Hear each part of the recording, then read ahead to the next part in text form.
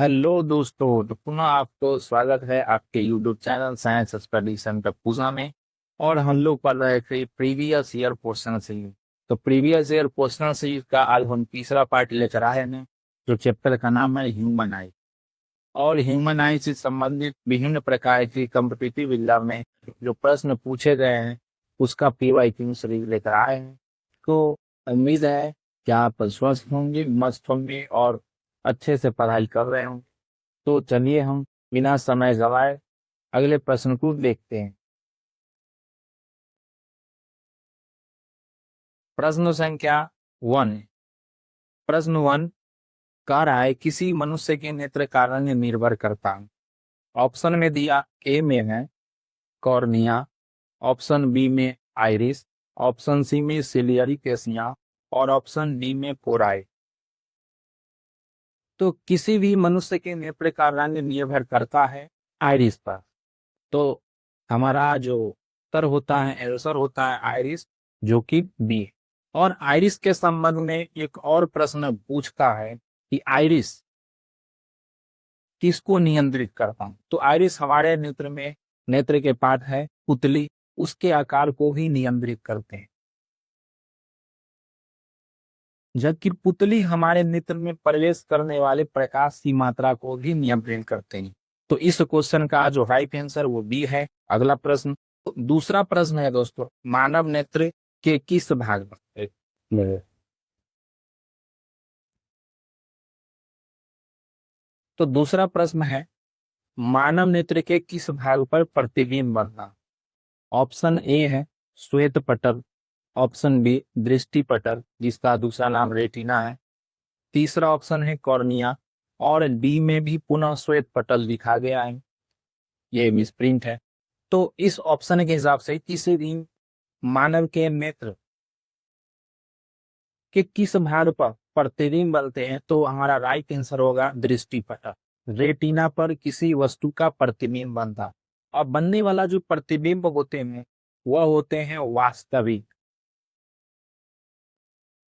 इसके साथ उल्टा होते हैं और छोटा भी होते हैं, लेकिन हमारा मस्तिष्क इसे सीधा कर अनुभव करता है। तो राइट आंसर ऑप्शन बी है। नेक्स्ट प्रश्न है, मानव नेत्र में नेत्र लेंस होता है। मतलब पूछ रहा है कि मानव में जो मानव नेत्र है उसमें नेत्र लेंस कैसा होता है। ऑप्शन ए में क्या अवतल होता है, ऑप्शन बी उत्तल होता है, ऑप्शन सी बेलनाकार होते हैं, ऑप्शन बी द्विपक्षीय होते हैं। तो मानव नेत्र में नेत्र लेंस उत्तल लेंस की भांति व्यवहार करता है।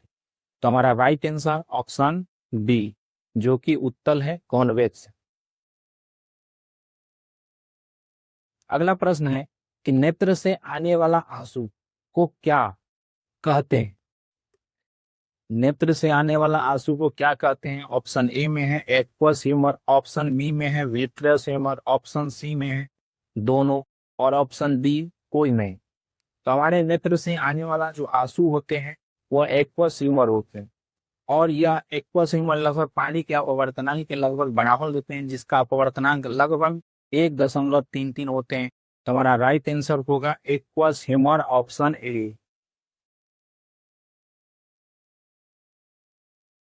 नेक्स्ट प्रश्न को देखते हैं, नेत्र में बनने वाला प्रतिबिंब कैसा होता है।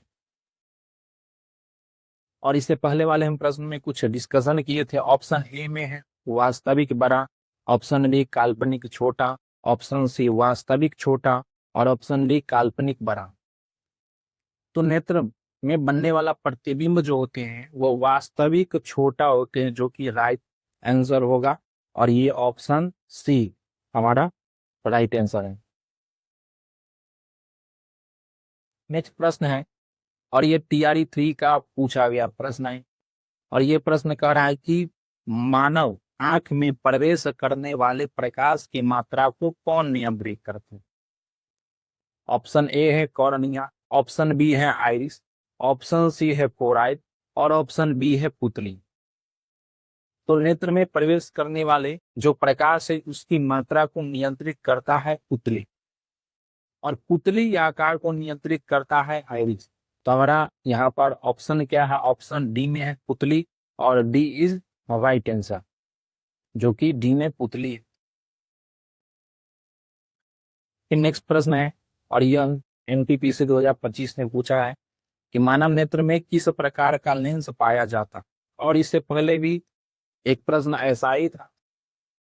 तो मानव नेत्र में किस प्रकार के लेंस पाए जाते हैं, ऑप्शन ए में है अवतल लेंस, ऑप्शन बी में उत्तल लेंस, ऑप्शन सी में द्विपक्षीय लेंस, और ऑप्शन डी में बेलनाकार। तो मानव नेत्र में उत्तल लेंस की भांति जो लेंस होते हैं वो पाए जाते हैं। तो option B is right answer होगा। 8वां प्रश्न है, नेत्र दान के समय आंख के किस भाग का दान किया जाता है। तो नेत्र डोनेट में सामान्यतः नेत्र के कॉर्निया को दान किया जाता है। तो हमारा ऑप्शन देखते हैं, ऑप्शन ए पुतली, option B cornea, option C iris, और ऑप्शन डी कोराइड। तो अभी अभी बताएं, नेत्र दान में सामान्यतः कॉर्निया को दान किया जाता है और कॉर्निया का ही ट्रांसप्लांट होते हैं।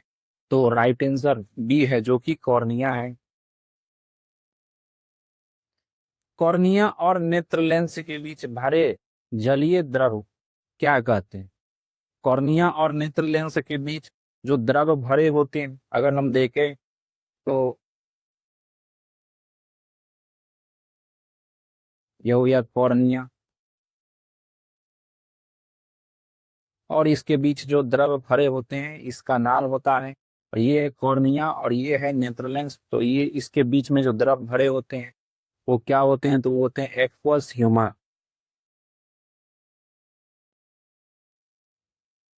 Aqueous humour. और हम ऑप्शन देखें तो ऑप्शन ए में विट्रस ह्यूमर, डी में एक्वस ह्यूमर जलीय द्रव, सी में कचाव द्रव विट्रस ह्यूमर का ही नाम है, और बी में इनमें से कोई नहीं। हमारा राइट आंसर हो जाएगा एक्वस ह्यूमर। और यह प्रश्न बिहार पुलिस 2024 में पूछा गया है। नेक्स्ट प्रश्न को देखते हैं। नेक्स्ट प्रश्न है, रेटिना पर बनने वाला प्रतिबिंब की प्रकृति कैसी होती है। ऑप्शन ए काल्पनिक सीधा, ऑप्शन बी वास्तविक बड़ा, ऑप्शन सी वास्तविक छोटा और उल्टा, ऑप्शन डी काल्पनिक बड़ा। और ये टीआरई 2 में पूछा गया प्रश्न है। तो रेटिना पर बनने वाला प्रतिबिंब की प्रकृति होती है वास्तविक होती, छोटा होती है, और वस्तु की तुलना में उल्टा होगी। तो ऑप्शन हमारा कहाँ पर है, वास्तविक और छोटा है, जो कि ऑप्शन सी में है, और ऑप्शन सी राइट आंसर है। रेटिना पर बनने वाला प्रतिबिंब की प्रकृति सामान्यतः वास्तविक छोटा होते हैं। नेक्स्ट प्रश्न है, नेत्र लेंस को अपने स्थान पर लटकाए हुए रखने वाली मांसपेशियां क्या कहलाती। तो अगर देखें हम नेत्र को, नेत्र देखने से पहले हम ऑप्शन को देख लेते हैं। ऑप्शन ए में है फोराइड, ऑप्शन बी में है पक्षमाभी पेशियां, इसी को बोलते हैं ciliary muscles, option C cornea, option D श्वेत पटल या स्क्लेरोटिक इसे कहते हैं। तो अगर हम देखें नेत्र को,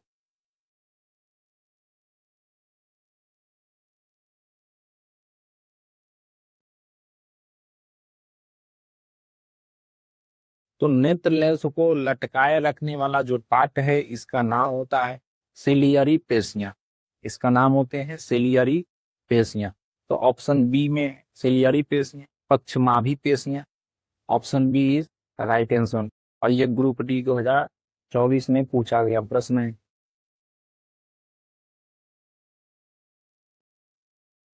अगला प्रश्न है, आंख का वह चमकीला भाग क्या कहलाता है जो प्रकाश को परावर्तित कर देता, और यह सामान्यतः जानवरों में देखने को मिलता है। जब हम जानवरों को रात में अगर देखें और उसके फेस पर अगर हम प्रकाश को आपतित करवाएं, उसका लाइट, उसका आंख जो है लाइट के कारण चमकता हुआ प्रतीत होता है। तो वह भाग जो है वह कहलाते हैं टेपेटम ल्यूसीडम। इस भाग का नाम है टेपेटम ल्यूसीडम। तो ऑप्शन सी में option C is right answer. और यह प्रश्न यूपीएससी 69 में पूछा गया है। रेटिना की प्रकाश संवेदनशील कोशिकाओं द्वारा उत्पन्न विद्युत संकेतों को मस्तिष्क तक कौन पहुंचाता है? तो रेटिना की प्रकाश संवेदनशील अर्थात जो प्रतिबिंब बनते हैं, वह प्रतिबिंब को एक सिग्नल के रूप में मस्तिष्क तक कौन पहुंचाता है, यह प्रश्न कर रहा है। और बिहार एसआई 2024 में पूछा गया प्रश्न है। ऑप्शन ए का बात करें, क्या रेटिना पहुंचाता है, क्या दृक् तंत्रिका पहुंचाते हैं, ऑप्टिकल नर्व, क्या आइरिस पहुंचाते हैं, या एक से अधिक, इनमें से कोई नहीं। तो रेटिना पर बनने वाला जो प्रतिबिंब है, इमेज है, उसकी संवेदना, उसकी सूचना विद्युत सिग्नल के रूप में सामान्यतः ऑप्टिकल नर्व पहुंचाते हैं, दृक् तंत्रिकाएं पहुंचाते हैं, जो कि ऑप्शन बी में है। Option B is right answer.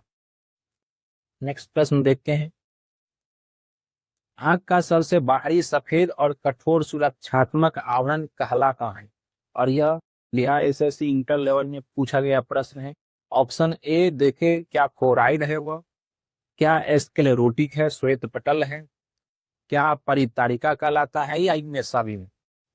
तो आंख का जो बाहरी और श्वेत कठोर अपारदर्शी चमड़ी के बने होते हैं, इसका नाम होता है स्क्लेरोटिक। जो सभी के मित्रों में व्हाइट परत दिखता है, उसे हम बोलते हैं स्क्लेरोटिक श्वेत पटल।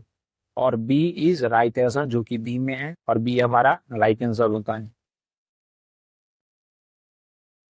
15 नंबर प्रश्न कर रहा है कि रेटिना के केंद्र में स्थित वह बिंदु जहां सबसे स्पष्ट प्रतिबिंब बनता है, क्या कहलाता है? ऑप्शन को देखें। ऑप्शन ए में है अंध बिंदु, ब्लाइंड स्पॉट, पीत बिंदु, येलो स्पॉट, निर्देश बिंदु, रेफरेंस पॉइंट, इनमें सभी, ऑल ऑफ दी। और यह प्रश्न एलपी 2024 में पूछा गया। तो रेटिना पर सामान्यतः दो गड्ढे पाए जाते हैं, दो बिंदु होते हैं, जहां पर अधिक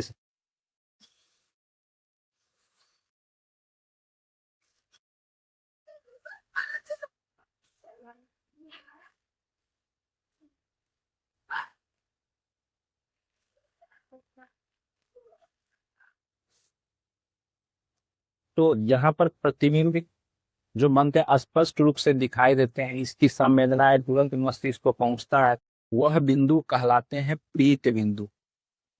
वह बिंदु कहलाते हैं पीत बिंदु, जो कि ऑप्शन बी में है। Option B is right answer. जबकि एक अन्य बिंदु उसके ठीक नीचे होते हैं, जिस पर पड़ने वाले प्रतिबिंब की संवेदनाएं मस्तिष्क तक नहीं पहुंचती है, इसलिए इसका नाम ही है ब्लाइंड स्पॉट, अंध बिंदु।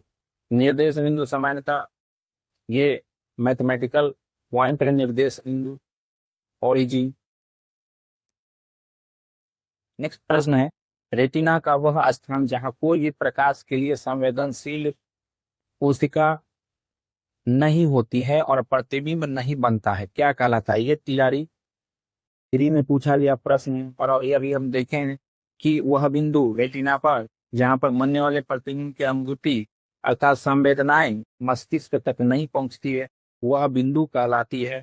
तो क्या कहलाती है? क्या वो पीत बिंदु कहलाती है, अंध बिंदु कहलाती है, या निर्देश बिंदु कहलाती है, या सभी? तो इससे पहले निष्कर्षण किया है, उस बिंदु को हम बोलते हैं अंध बिंदु, ब्लाइंड स्पॉट, जो कि ऑप्शन बी में है। Option B is right answer हो गए। मानव नेत्र का व्यास होता, ग्रुप डी 2024 में पूछा गया प्रश्न है। तो मानव नेत्र जो होते हैं लगभग गोले के आकार के होते हैं, और इसका व्यास लगभग 2.3 से 2.5 सेंटीमीटर होते हैं। तो ऑप्शन अगर देखें, क्या 1.5 से 2.5 होते हैं, क्या ऑप्शन बी में अभी अभी बताएं 2.3 से 2.5, तो ज्यादा देखना ही नहीं, यही हमारा राइट आंसर होगा। जबकि 25 सेंटीमीटर स्पष्ट दृष्टि की न्यूनतम दूरी जो होती है सामान्य वयस्क व्यक्ति में, वो होती है 25 सेंटीमीटर। 25 से 30 सेंटीमीटर ये नहीं होगा। तो ऑप्शन बी राइट है सर। तो नेत्रगोलक का व्यास जो होते हैं लगभग 2.3 से 2.5 सेंटीमीटर होते हैं। तो option B is right answer. अगला प्रश्न है, अस्पष्ट दृष्टि की न्यूनतम दूरी एक सामान्य नेत्र में होती है। ऑप्शन ए में है 20 सेंटीमीटर, बी में अनंत है, सी में 25 सेंटीमीटर, डी में 1 से 2 मीटर। तो अस्पष्ट दृष्टि की न्यूनतम दूरी जो होती है वह सामान्यतः 25 सेंटीमीटर हो। तो हमारा ऑप्शन है वह ऑप्शन सी में है, 25 centimeter. Option C is right answer होगा। स्पष्ट दृष्टि की न्यूनतम दूरी सामान्यतः 25 सेंटीमीटर होते हैं वयस्क में। अगर हम बात करते हैं एक छोटा सा कुछ पॉइंट लेके, तो जब व्यक्ति बुढ़ापे वाले अवस्था में प्रवेश करते हैं तो यह न्यूनतम दूरी लगभग 1 से 2 मीटर हो जाते हैं बुढ़ापे की अवस्था में।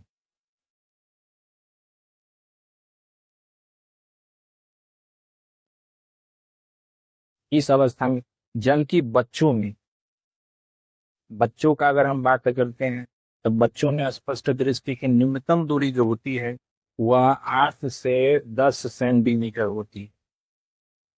और ये प्रश्न भी टीआरई 1 में पूछा गया है।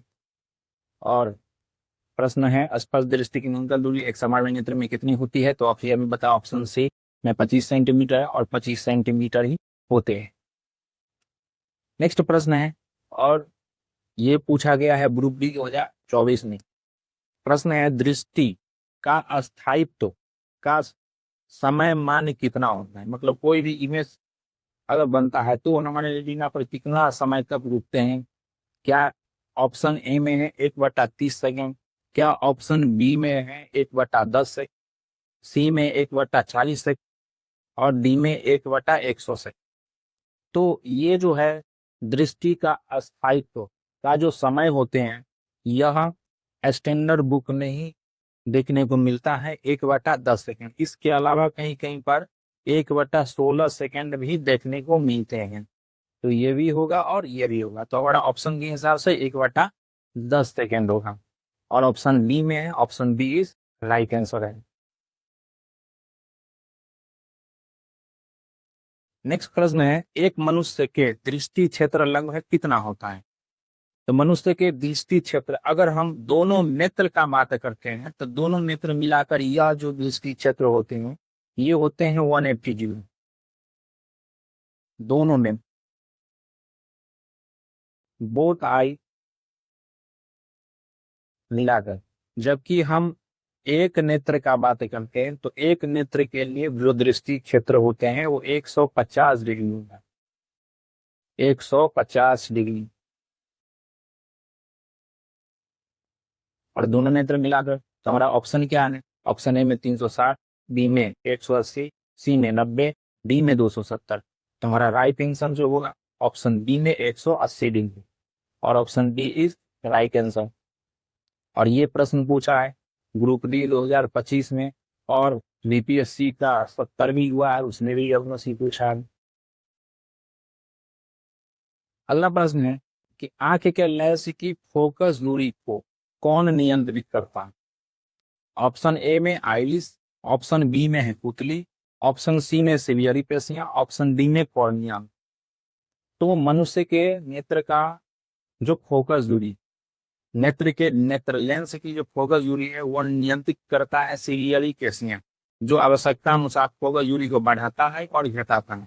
और यह क्षमता कहलाते हैं नेत्र की समंजन क्षमता। तो इस हिसाब से हमारा ऑप्शन में दिया है सी, सिलियरी पेशियां। तो सिलियरी पेशियां इज राइट आंसर, जो कि ऑप्शन सी में। नेत्र लेंस की फोकस दूरी को नियंत्रित करने वाला जो पार्ट है वो है सिलियरी पेशियां और यह टीआरई में पूछा गया प्रश्न है। नेक्स्ट प्रश्न को देखें तो फोटोफोबिया क्या क्या बिहार एसआई 2024 में पूछा गया है। तो फोटोफोबिया होता क्या है? अगर हम ऑप्शन को देखें तो प्रकाश के प्रति असंवेदनशीलता, प्रकाश के प्रति अत्यधिक संवेदनशीलता अर्थात डर, सी में दृष्टि दोष और डी में अबिंदुता। तो यह एक बीमारी है और यह बीमारी है प्रकाश के प्रति अत्यधिक संवेदनशीलता होते हैं अधिक प्रकाश के कारण जब डर लगता है तो इसी को बोलते हैं फोटोफोबिया बोलते हैं, जो कि हमारा ऑप्शन बी में है। और ऑप्शन बी में यही प्रकाश के प्रति अत्यधिक संवेदनशीलता जो है, यही हमारा आंसर होगा। नेक्स्ट प्रश्न हो, वह विटामिन जो आंख के लिए आवश्यक है। Option A vitamin C, option B vitamin D, option C vitamin A, option B vitamin E. और ये टीआरई 1 में पूछा गया प्रश्न है। तो नेत्र संबंधी जो बीमारी होते हैं, और नेत्र संबंधी बीमारी है रतौंधी, जो सामान्यतः विटामिन ए की कमी से होती है। तो इसमें ऑप्शन अगर देखें तो ऑप्शन सी में है विटामिन ए, और option C vitamin A is right answer होगा। इन नेक्स्ट प्रश्न कहता है, यदि किसी व्यक्ति के चश्मे का पावर -2 डायोप्टर है तो प्रयुक्त चश्मे में कौन सा लेंस लेना। देखिए, अगर हम बात करें ऑप्शन का, अवतल है, ए में, डी में उत्तल, सी में द्विफोक्सी, और डी में दिलनाता। तो जिसकी क्षमता माइनस में होगा, अर्थात उसकी फोकस दूरी भी माइनस में होगी, और ऋणात्मक यह दिखाता है कि उसकी फोकस दूरी दाई प्रकाशीय केंद्र के दाई होने है या बाईं। तो अवतल लेंस का जो फोकस दूरी होते हैं वह ऋणात्मक होते हैं, जबकि उत्तल का धनात्मक होते हैं। तो इससे ही पता चल रहा है माइनस में अगर क्षमता है तो फोकस दूरी भी ऋणात्मक होगा, तो ऋणात्मक है तो वह लेंस होगा अवतल। अवतल का जो फोकस दूरी एवं क्षमता, फोकस दूरी अगर हम और क्षमता का बात करते हैं तो ये होते हैं नेगेटिव। उत्तल की अगर फोकस दूरी का बात करते हैं और क्षमता का बात करते हैं तो ये होते हैं पॉजिटिव। द्विफोक्सी में दोनों प्रकार के लेंस होते हैं, इसलिए इसका क्षमता एवं फोकस दूरी प्लस भी होगा और माइनस भी होगा। बिंदाकार में ऐसा कोई सिंबल नहीं। तो हमारा आंसर जो होगा वो अवतल है, और अवतल ऑप्शन ए में है। तो option A is right answer. और ये प्रश्न पूछा है Bihar SSC +2 level inter level. Next प्रश्न है, स्वच्छ आकाश का रंग नीला क्यों प्रतीत होता है। तो स्वच्छ आकाश का रंग नीला प्रतीत होने का हमारे ऑप्शन पर क्या है, तो प्रकाश का परावर्तन, जो कि ऑप्शन ए में है, बी में प्रकाश का विवर्तन, सी में प्रकाश का परिकिरण, और डी में है पूर्ण आंतरिक परावर्तन। तो इसका अगर हम राइट आंसर का बात करें तो इसका राइट आंसर होगा प्रकाश के परिकिरण, scattering of light. Scattering of light प्रकाश के परिकिरण के कारण ही आकाश का स्वच्छ आकाश का रंग नीला प्रतीत होता है। और ये भी पूछा है बिहार पुलिस 2024 है।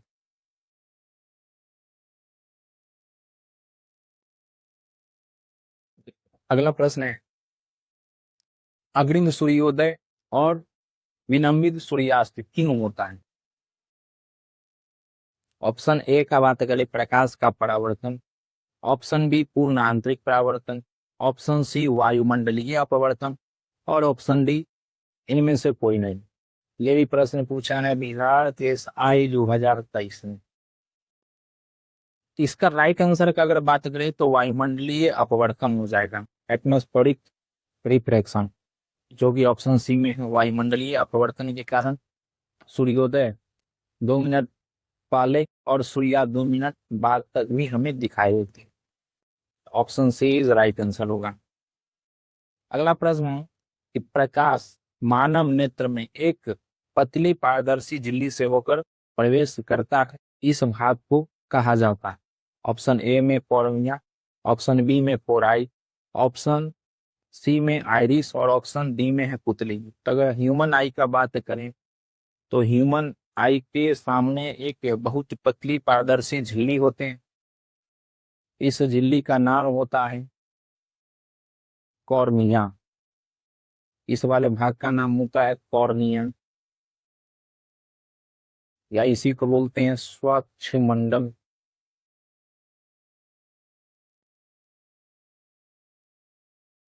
और ये पारदर्शी होते हैं, तो इसी से होकर प्रकाश नेत्रों में प्रवेश करते हैं। तो हमारा राइट आंसर जो होगा ऑप्शन ए में दिया है कॉर्निया, और यही ऑप्शन यही राइट आंसर होगा। क्योंकि इसी पारदर्शी उंगली से होकर प्रकाश हमारे नेत्र में प्रवेश करती है। अगला प्रश्न है, निकट दृष्टि दोष में व्यक्ति को कहाँ की वस्तु ने नहीं दिखाई देती। तो मनुष्य के नेत्र में दृष्टि दोष होते हैं। दृष्टि दोष की अधिकता या किसी अन्य कारणवश जब हम निकट स्थित वस्तु को एवं दूर स्थित वस्तु को स्पष्ट रूप से नहीं देख पाते हैं, तो यह घटना कहलाता है दृष्टि दोष। और यह मुख्यतः 4 प्रकार के होते हैं: निकट दृष्टि दोष, दूर दृष्टि दोष, जरा दृष्टि दोष और अविलुप्तता। निकट दृष्टि दोष का अगर हम बात करें तो निकट दृष्टि दोष में निकट की वस्तुएं हमें दिखाई होगी, निकट की दिखाई देती, जल की दूर स्थित वस्तु दिखाई नहीं देती है। और यही प्रश्न पूछ रहा है कि निकट दृष्टि दोष में व्यक्ति को कहाँ की वस्तुएं दिखाई नहीं देती, स्पष्ट रूप से दिखाई नहीं देती है, स्पष्ट रूप से। तो क्या निकट की वस्तु दिखाई देती है? बिल्कुल इसमें दिखाई देती है। लेकिन अगर बात करते हैं दूर की वस्तु, तो दूर की वस्तु हमें दिखाई नहीं देती है। तो ये हमारा आंसर जो हो जाएगा ऑप्शन डी में है, दूर की वस्तुएं हमें दिखाई नहीं देती है स्पष्ट रूप से। तो option D is right answer. और यह भी प्रश्न पूछा है DRE1। अगला प्रश्न का बात करते हैं, और अगला प्रश्न पूछ रहा है कि अकिंतुकता को दूर करने के लिए किस प्रकार के लेंस का प्रयोग किया जाता है। दलियों भी हम लोग इससे पहले वाले प्रश्न में डिस्कशन किए हैं कि दृष्टि दोष मुख्यतः 4 प्रकार के होते हैं। एक दूर दृष्टि दोष होते हैं, इससे पहले एक निकट दृष्टि दोष, जरा दृष्टि दोष और अविलुप्तता। निकट दृष्टि दोष में सामान्यतः अवतल लेंस का प्रयोग करते हैं। दूर दृष्टि का बात करते हैं तो उत्तल लेंस का प्रयोग करते हैं। जरा में ग्लिफोक्सी लेंस का प्रयोग करते हैं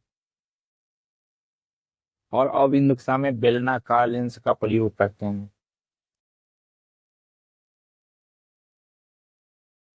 बेलनाकार लेंस। तो यह प्रश्न पूछ रहा है कि अविलुप्तता को दूर करने के लिए किस प्रकार के लेंस का प्रयोग किया जाता है। तो ए में है अवतल, बी में है उत्तल, सी में है द्विपक्षीय और डी में है बेलनाकार। तो बेलनाकार लेंस का ही प्रयोग करते हैं, जो कि ऑप्शन डी में है। और option D is right answer होगा। और ये प्रश्न पूछा है BRSSC+Q लेवल में।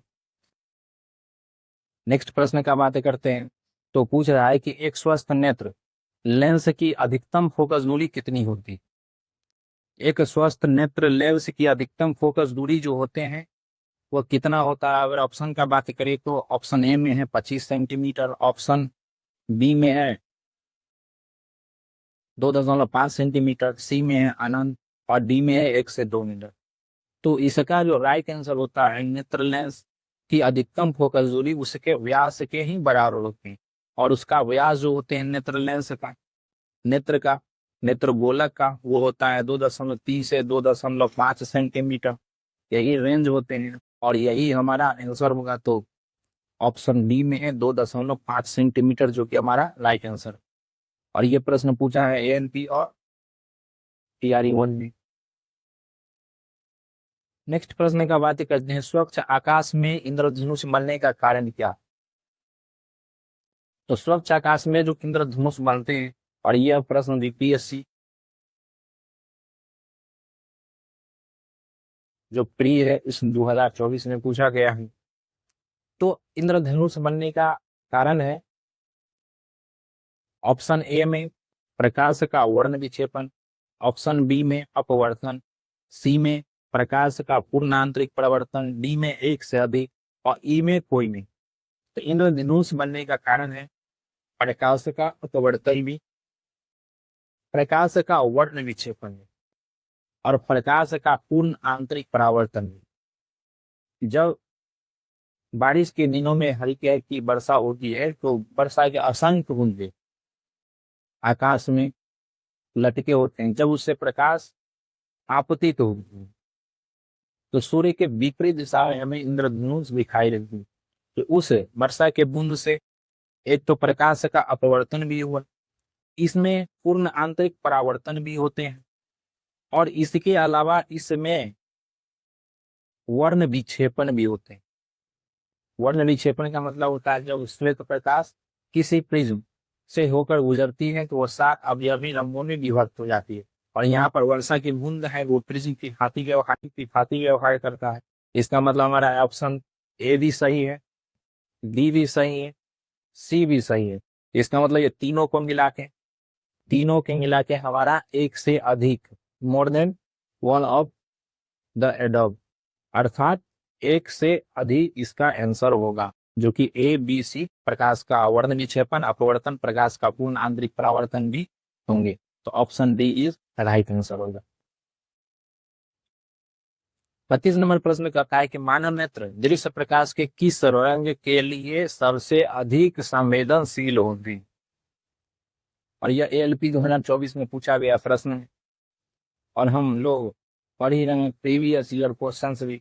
तो जितने भी लगभग जो एग्जाम है, आरआरबी का जितना एग्जाम है, उसके अलावा टीआरई एग्जाम है, बीपीएससी, बिहार पुलिस, एसआई, उस समय पूछे गए इस चैप्टर से जो प्रश्न है उसी का हम डिस्कशन करेंगे। तो प्रश्न कर रहा है मानव नेत्र के दृश्य प्रकाश के लिए, और दृश्य प्रकाश जो है यह 7 अवयवी रंगों से मिलकर बने होते हैं।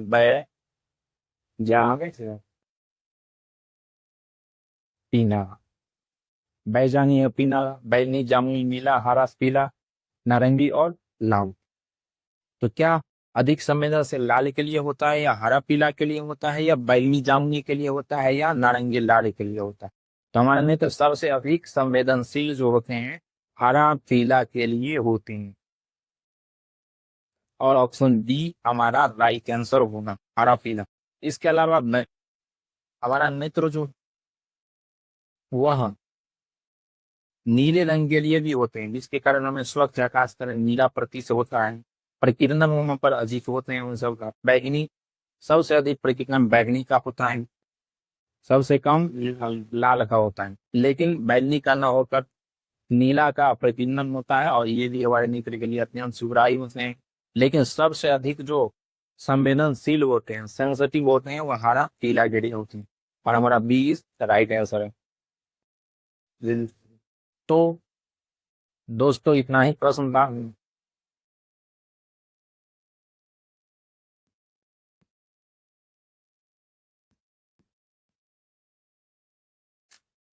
तो आज के लिए इतना ही है, फिर हम लोग अगले सेशन में मिलेंगे, और अगले सेशन में हम लोग नेक्स्ट चैप्टर लेकर आएंगे, जो भी उस चैप्टर से जितने भी प्रश्न कॉम्पिटिटिव एग्जाम में पूछे उसके बाद में पुनः हम अगले क्लास में डिस्कशन करेंगे।